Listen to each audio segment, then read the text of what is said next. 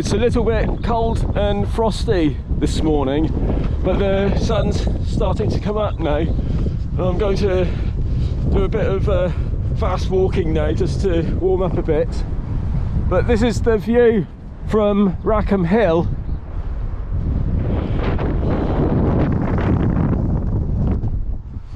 So I'm hoping to get some more quite nice views today. I'm heading to Chanctonbury Ring this morning, and I know that's quite a scenic spot.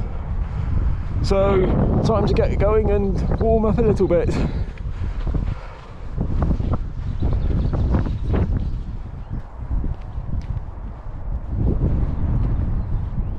I'm just approaching Chanctonbury Ring. This is a wood on top of the hill just approaching Stenning, and this, I think, it used to be an Iron Age hill fort, and also for a short period it was also a Roman fort as well.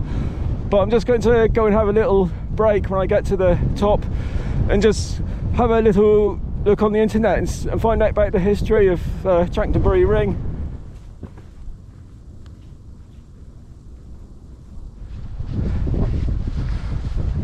Some really nice views again to the north.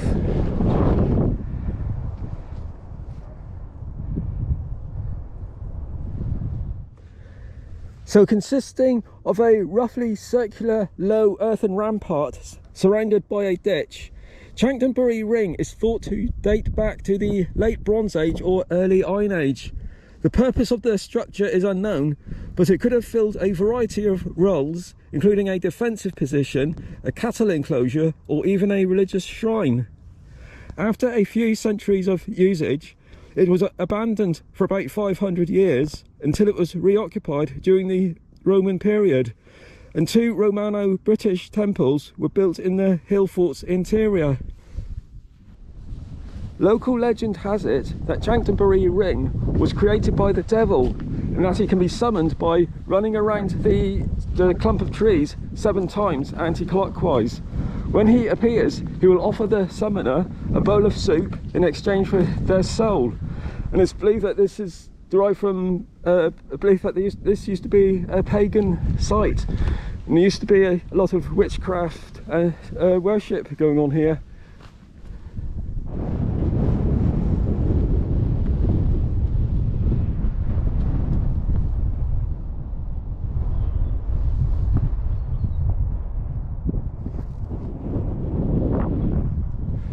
Nice views of Stenning and the surrounding countryside from here.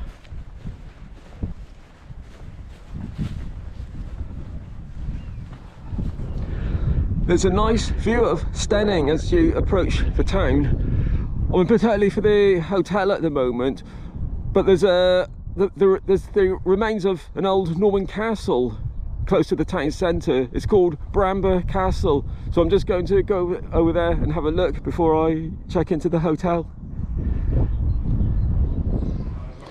I've just arrived in the centre of Stenning. There's a lot of old buildings here. I'm not sure how far they date back, but there's a building here, the Brotherhood Hall, and this dates back to 1614. So I'm just popping into the centre of the town now, to the co-op. I'm just going to stock up with food for tonight and tomorrow, and then I'll be heading out to the hotel, and I'm going to have a look at the Bramber Castle before I check into the hotel.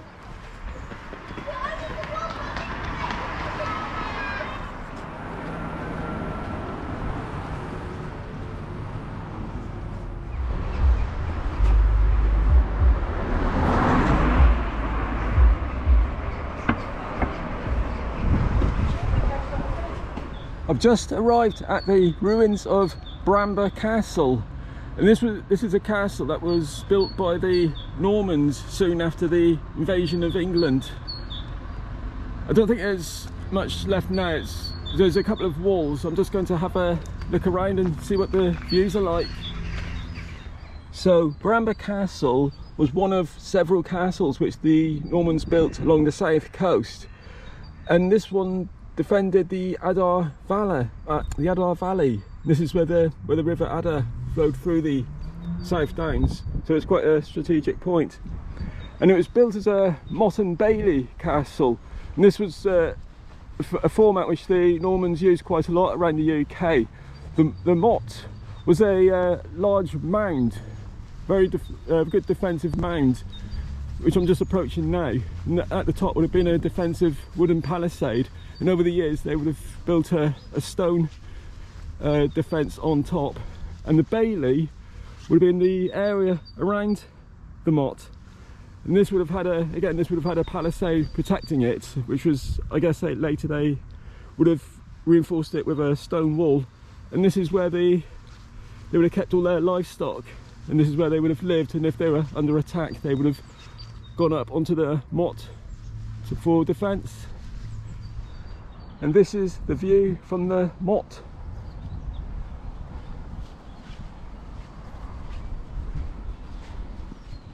And this is some of the surviving stonework on the edge of the Bailey, which would have been added in later years.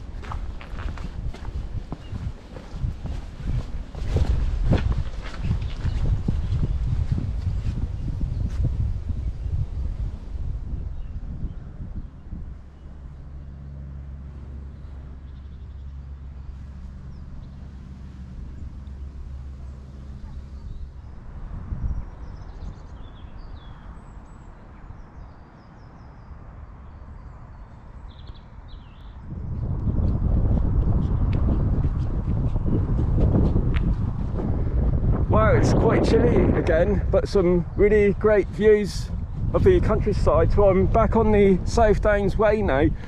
Today it's a 17-mile walk to Lewes, and when I get to Lewes I've decided to have a little break for 3 or 4 days because there's some wintry weather coming in, and so I'll be spending a couple of days there, and then I'll be carrying on to Eastbourne, and then when I get to Eastbourne I'm going to head up the coast to nearby Pevensey, and from there I'll be going on the 1066 country walk to Rye, and then from Rye I'll be following a footpath to Ashford, and from Ashford I'm going to continue on to Canterbury. So that's a nice walk I'll be looking forward to. So today I'm going up to Ditchling Beacon, which is another high point, so hopefully the weather will stay like this and I should get some nice views.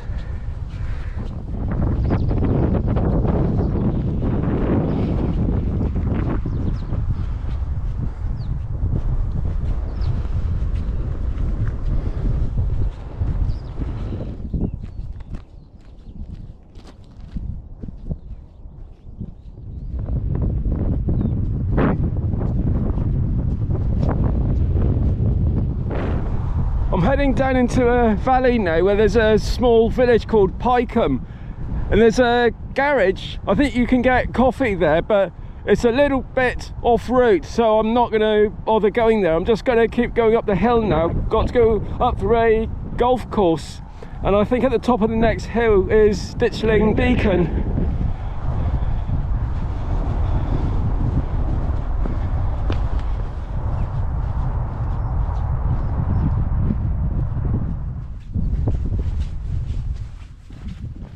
I've just arrived at Ditchling Beacon, and I think this is the highest point I'll be walking up to today. This is 248 metres above sea level. So the next high point is Black Cap, which I think is about 206 metres above sea level, and then it's just all downhill into Lewes. So some really nice views up here towards the north.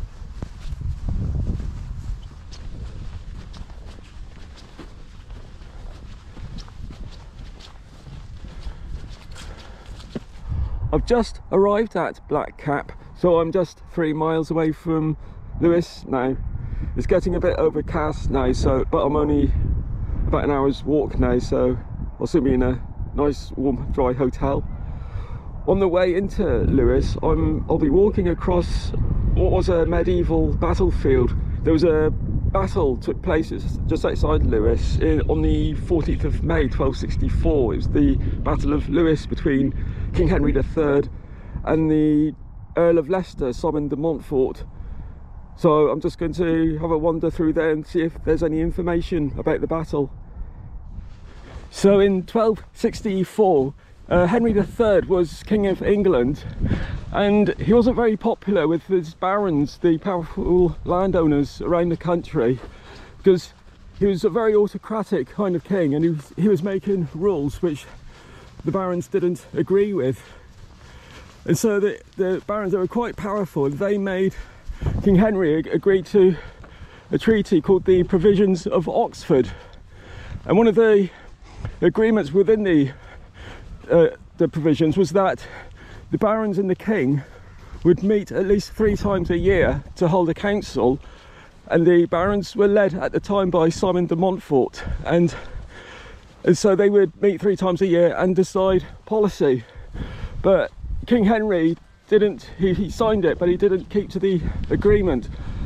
So Simon de Montfort decided that he would have to raise an army and take on the king in battle.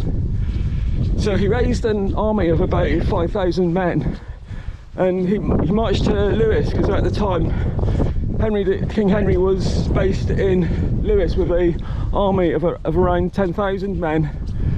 And I'm just approaching the hill where they marched to on the eve of the battle.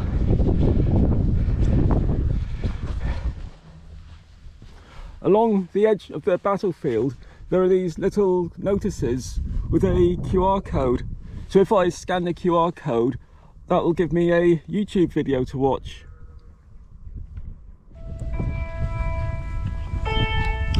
This is Lamport Bottom, a blustery hill overlooking Lewes. Lovely views of the town. There's rooks flapping around, people exercising dogs, paths leading up onto the South Downs, and the sheep over there munching the grass. So it's hard to get your head around the fact that thousands of men were hacked down in battle here in the Battle of Lewes, and many of them are buried under this very ground. I'm on an area of high ground just to the northwest of Lewes, and just to the north of here is Offham Hill, and this is where historians believe that Simon de Montfort's army would have been on the morning of the 14th of May 1264. I think there's some debate as to exactly where the army was, because this is quite a long area, but it was approximately along this high ridge that they would have been. So when his army saw the rebel army approaching, they were based in the castle and the priory down in Lewes. So they formed a battle formation down at the bottom of this field. And as they approached the rebel army, some of the rebel army, there's 2 different accounts. Some people say that the left flank of the rebel army just panicked and ran. And another account is that the cavalry of the king's army charged the left flank of the rebel army, and they just turned and ran.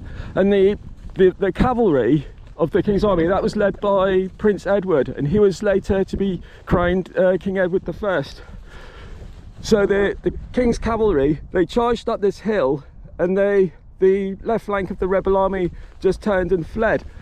And this actually caused a problem for King Henry, because now his cavalry is just disappearing over the horizon. He didn't have a cavalry now, so he still had to charge. His army, his foot soldiers, had to charge up this hill and take on the rebel army. And it was the rebel army, it was a smaller army, and they were not as experienced as the king's army, but they had the advantage of this high ground, so they just charged down here. And they actually succeeded in pushing the king's army back into Lewes. And there was a lot of savage fighting in the town, but eventually the rebel army won the battle. So following the battle, King Henry was forced to agree to the provisions of Oxford, and for a while Simon de Montfort became the unofficial King of England. He was known as the uncrowned King of England. And Prince Edward, he was imprisoned, but he managed to escape, and he formed an army, and he actually took on Simon de Montfort again at the Battle of Evesham the following year, and Prince Edward won that, and Simon de Montfort was killed. And so, and then of course Prince Edward went on to become King of England.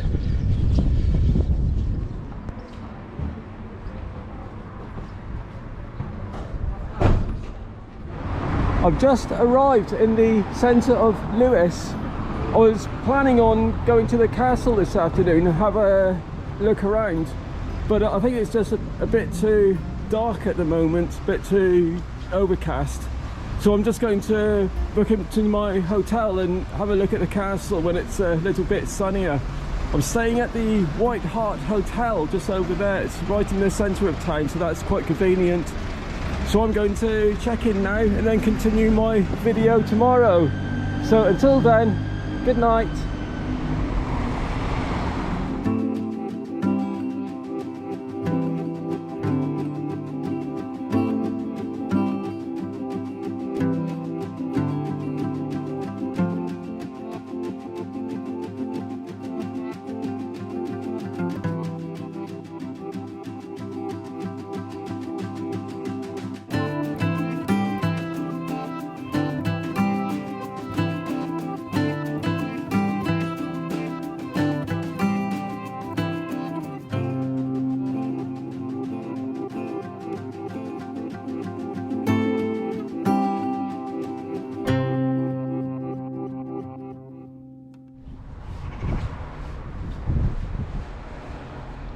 Well, I've had a nice break for a few days. There was a lot of wintry weather that came in over the UK, so a lot of snow, rain, wind and that, so I couldn't be bothered to walk in that. But the weather's getting a little bit more spring-like now, so I'm going to spend today walking around Lewes. This is a statue dedicated to Thomas Paine, and he is probably the most well-known resident of Lewes. And I'm just going to go in the high street and look at some buildings that connected with Thomas Paine. So Thomas Paine was of course one of the people who inspired the American Declaration of Independence in 1776, and he lived a few years in Lewes before he went to America. He came here in 1768 and he worked for the Tax and Excise Office, but he was very dissatisfied with the work, the pay and the conditions, and he felt there was a lot of corruption in this system. So he wrote a pamphlet, and in those days a pamphlet was the main way of getting a political message across, and he distributed the pamphlet, and of course when the Tax and Excise people read it, they fired him. And in 1774 he travelled up to London, and it was while he was in London he met Benjamin Franklin, and of course Benjamin Franklin is one of the founding fathers of the USA. And Benjamin Franklin suggested to Thomas Paine that he ought to go to America, where he would have a better life than in England. So he took the advice and he travelled over to America. And when he was in America, he wrote a political pamphlet called Common Sense, and it was a very popular pamphlet. It sold thousands of copies, and the pamphlet was one of the inspirations behind the American Declaration of Independence on the 4th of July 1776. And just on the other side of the road is Bull House, and this is where Thomas Paine lived while he was in Lewes.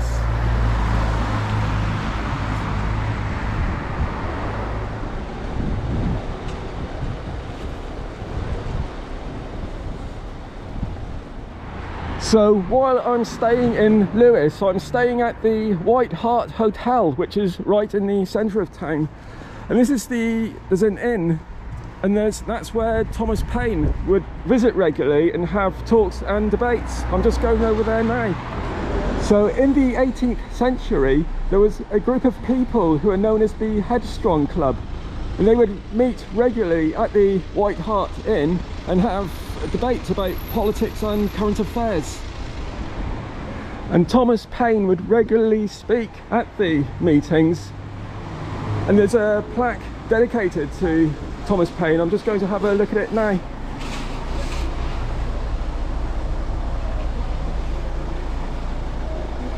So now I'm just going to head up the high street and visit the castle.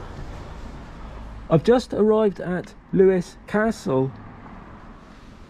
So I'm just going to go to the top, to the motte part of the castle. And I think there's some good views of the town from up there.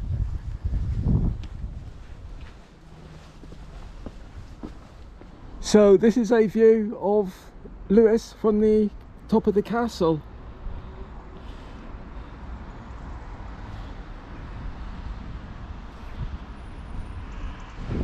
So like Bramber Castle, Lewes Castle originally was a Norman castle, and this was owned by a Norman baron called William de Warenne.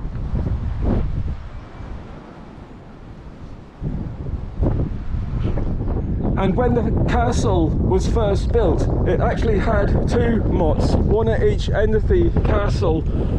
Although a lot of the castle now, it's been demolished, and this is just the remaining part of Lewes Castle nowadays.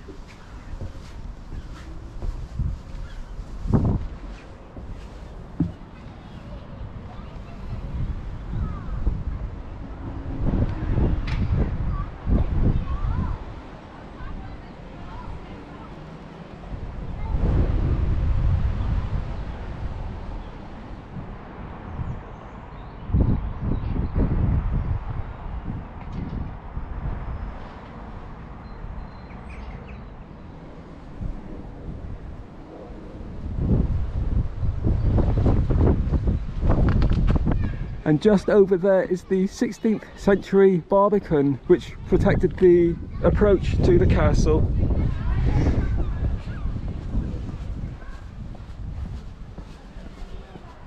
The wall on the left, that used to be the original Norman gatehouse, but there's just this one wall that's standing now.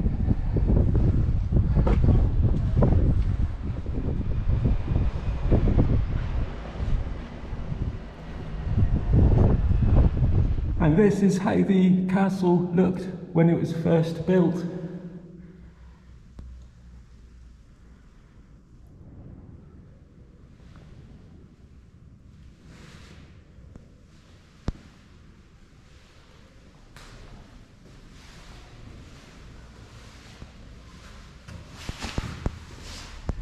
And this is the view from the 16th century gatehouse.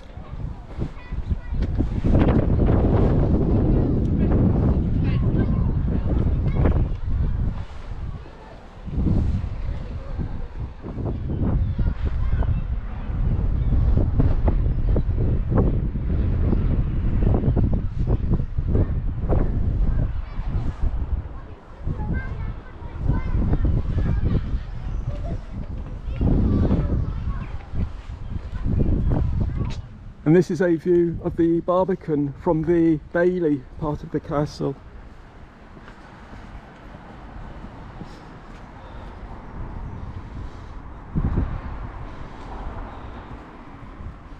So I'm going to finish my little tour of Lewes. I'm going to go for a little walk down to the old ruined priory.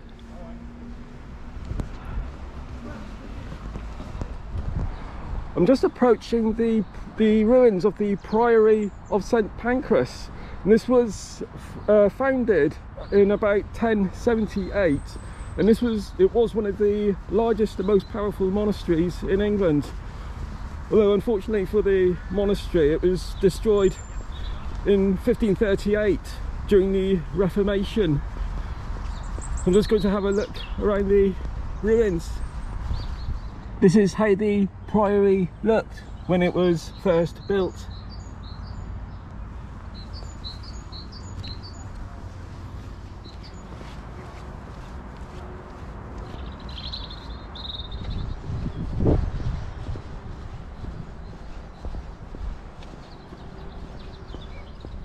This is where the dormitory of the priory used to be.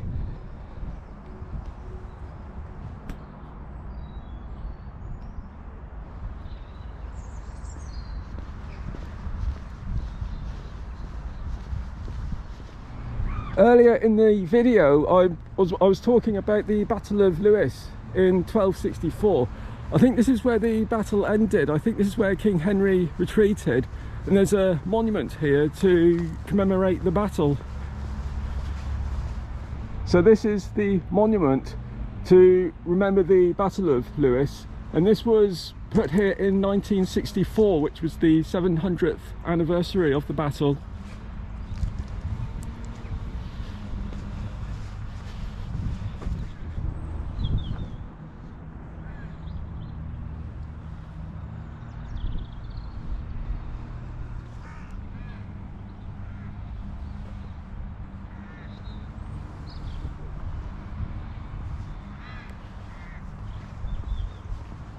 This is a nice little model which shows what the priory used to look like.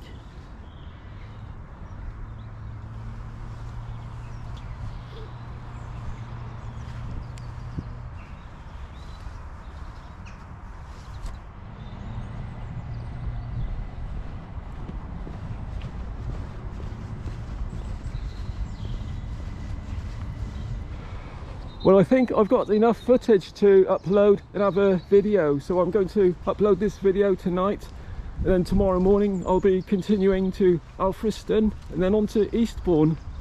So thank you very much for watching my video, and I hope to upload another one soon. Bye!